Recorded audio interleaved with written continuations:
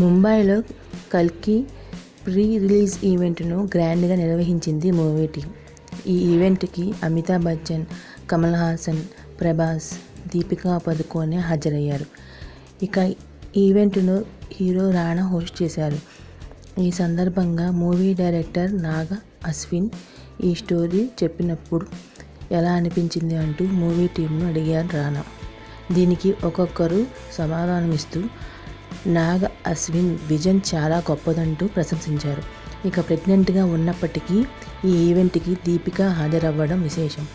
అయితే దీపిక స్టేజ్ మీదకి వచ్చేటప్పుడు చేయి పట్టుకుని మరీ ప్రభాస్ జాగ్రత్తగా తీసుకువచ్చారు. ఇక ఈవెంట్లో ప్రభాస్ను ఓ రేంజ్లో ఆట పట్టించారు బి.